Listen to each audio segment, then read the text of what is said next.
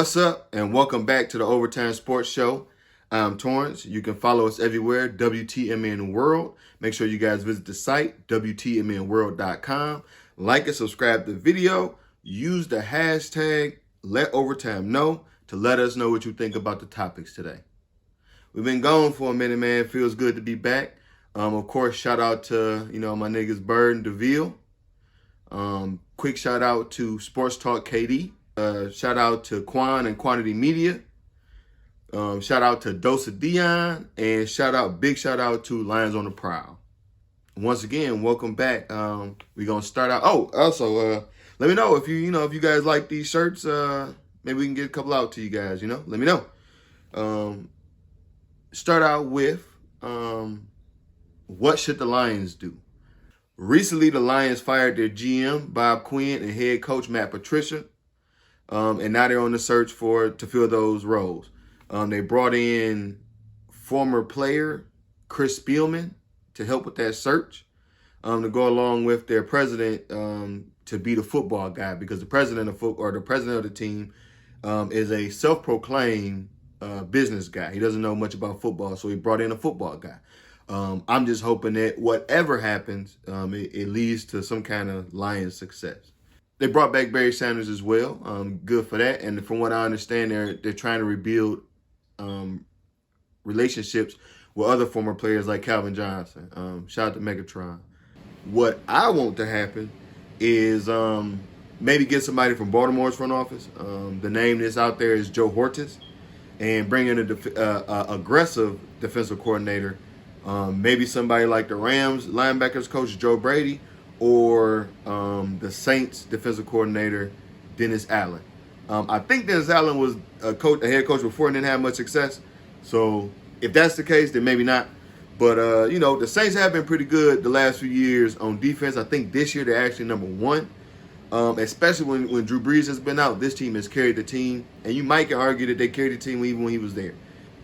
Bring in a offensive system, power run, vertical pass threat, and give it a shot, and give it a solid shot with Stafford. Build up the team as good as you can and give a good enough shot to Stafford. Everybody likes to say a lot of stuff about Stafford. Some of it is very deserving, but you got to look at it like this, right? Think of trying to win a championship or whatever as trying to build a car.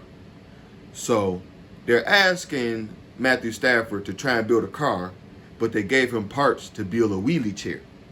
So, like an office chair. So, yeah, he could build the perfectest, most willingest wheelie chair in the whole wide office, but it ain't going to be a car. What I think will actually happen, all signs are pretty much pointing to them hiring Robert Saleh, if I'm pronouncing that right. I'm not upset with that either. It's actually rumored that he wants the job.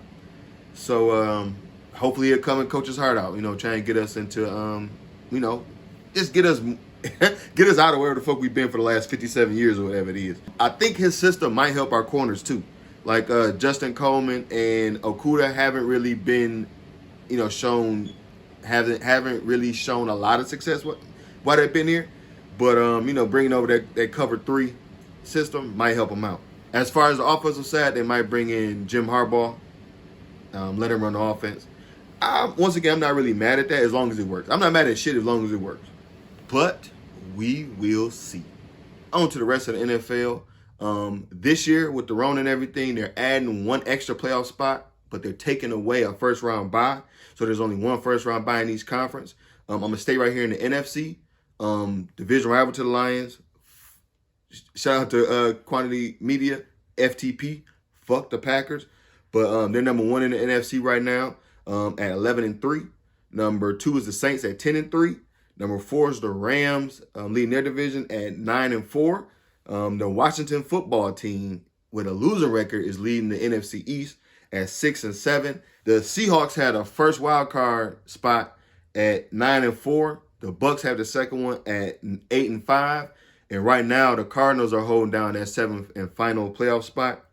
In the AFC, the Chiefs hold that number 1 spot in the first round bye at 12-1. The Steelers lead the AFC North at 11-2. The Bills lead the East at 11-2.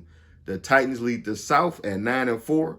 The Browns have the first wild card spot at 9-4, and the Colts have the second wild card spot at 9-4 as well. The Dolphins are sitting in the 7th spot right now, but the Ravens and Raiders are fighting as well.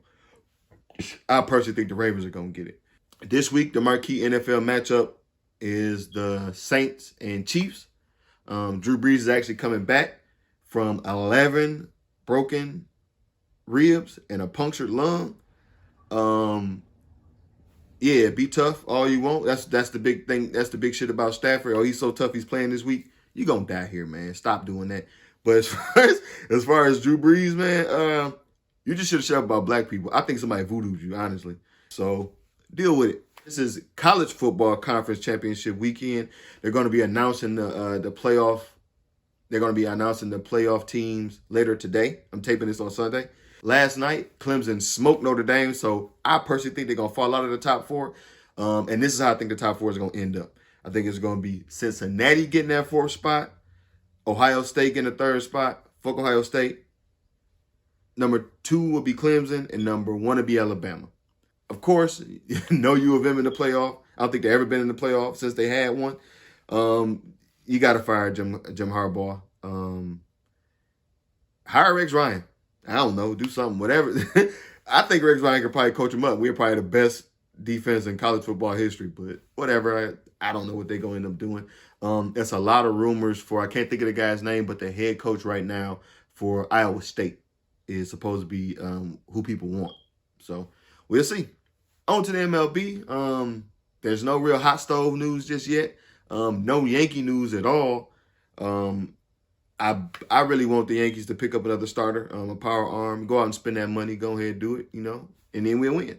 In other news, as far as the NBA, as far as the MLB, they're bringing in all of the Negro League history, or Negro Leagues history, because there were a couple of them. But I think that's actually dope. They're going to add their names and their numbers and presence into the MLB history books. I read an article. I can't think of the guy's name. It was a black writer from ESPN, but he said they shouldn't do it just because basically the numbers will skew just on qualifications. Like in the MLB, you have to have so many at bats to be deemed an at bat champion, and whoever was the Negro League at bat champion, they didn't have that. They didn't meet that criteria so many years in a row. That's a good point, but fuck it, put them in there and give them a rifle, whatever. If they won a batting title, if they had whatever it was, if they finished with a better record, give it to them, because they were held out of the league anyway. So there you go. Give them some percentage points. You can't, to make up for all of the wrong that you do, just give them some percentage points, goddammit. Shit. We'll go ahead and step right into the NBA preview. The NBA season starts the 22nd, tonight, if you're watching this, the day that I put it out. Yeah, I'm excited.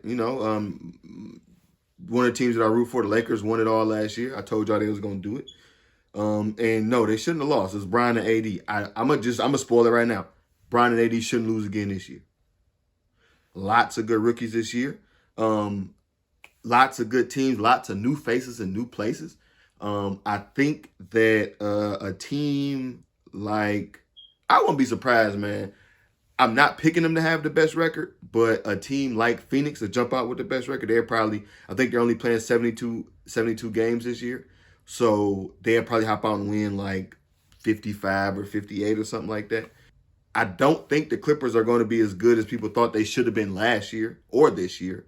They gave Paul George a whole lot of money. Good for him. We shout out Clutch Sports and their agent powers or whatever. But this is the shit we need to congratulate, unless he's actually signed a Clutch. But niggas like him and Gordon Hayward getting on, should that be a surprise? Maybe I won't say that. My surprise team will be, I don't know if Phoenix is a surprise because it's Chris Paul, Devin Booker, and Ayton and the rest of the team. But yeah, let's go with that. My surprise team will be the Phoenix Suns. We're going to go ahead and take a look at some of the rookies. Of course, number 1 was Anthony Edwards. Number 2 was James Wiseman, the big man, to the Golden State Warriors. And number 3 was LaMelo Ball to the Charlotte Hornets. Right now, LaMelo is looking the best. The Pistons actually had 3 first-round picks, made a bunch of moves. They took Killian Hayes at number 7. They took big man Isaiah Stewart at 16. And then I think I overheard on one of the TV shows that he won whatever award for best small forward in college basketball. But at 19 they selected Sadiq Bey out of Villanova.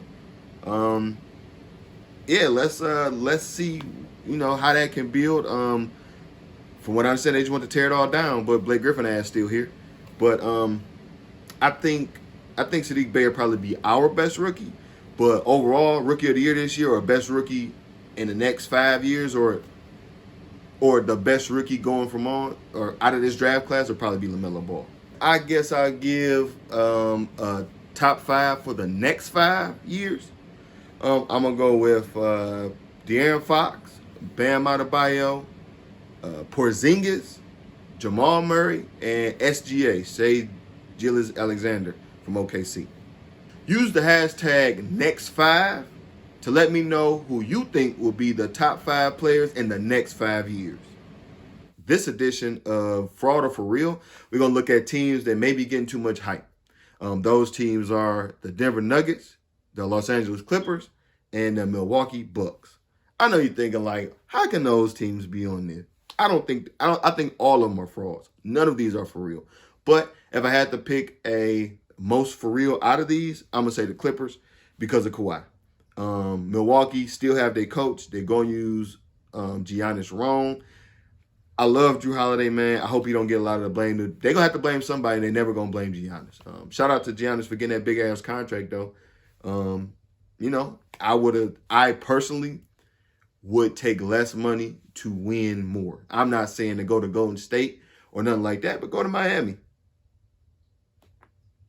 Come to Detroit. Whatever. Go ahead and use the hashtag Fraud or For Real to let me know which of these teams you feel are fraud or for real. Staying right here with Giannis, this edition of Factor Fuck Out of Here is Giannis the best big man in the NBA? I'm saying fuck out of here. Anthony Davis is. And mostly just because they use him right. If the Milwaukee Bucks use Giannis Antetokounmpo how the Lakers use Anthony Davis, I think they'll have a better chance to come out the East for sure. Think about that. They ain't even came out the East yet. I think I misspeak when I say he hasn't made it out the second round. I think they made it to the Eastern Conference Finals, so I apologize if he actually did make it to the Eastern Conference Finals. But nobody's picked. I don't pick Giannis to win no damn championship. Not with the rest of the shit going on and where he's at. Moving right along to new faces and new places. This happens every single year. We had a lot of great big names this year, though. One of the biggest names, or some of the biggest names, was Russell Westbrook and John Wall. They were traded for each other. I kind of thought once it came out, because James Harden actually wants to be moved too. He wants to go to Brooklyn. Initially he wanted to go to Brooklyn, but he came out and said he added a few more teams there, and one of them was actually Milwaukee. So if they can get if Milwaukee can get James Harden, erase everything that I just said. Well, because they still got their coach, but yeah, you can still erase it because no, don't erase it. But if Milwaukee was to get James Harden, that changes everything.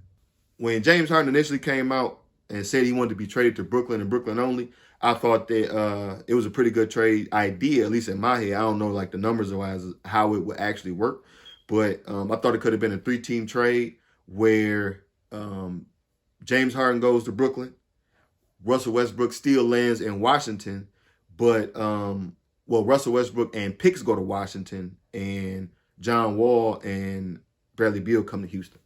But we got some of that, or we got half of that. John Wall and Russell Westbrook were traded for each other. I really hope this works for Russ, man. He said he wanted to leave so he can have the ball in his hand. I actually liked how he looked alongside a ball handler. So hopefully, because Bradley Beal handled the ball a lot last year in Washington, so maybe he'll still do that, and Russ will still be willing to, play off the ball. But as far as I don't know what Russ will end up doing. I hope it works for him, though. I do think that James Harden will probably be traded. I think he'll probably be traded to Philly, though. And so I guess we'll get into, I guess I get into my predictions. So these are the 2020 NBA playoff predictions as told by myself. Fuck these niggas. But at 8th, I have the Utah Jazz. In 7th spot, I have the Golden State Warriors. In the 6th spot, I have the Denver Nuggets.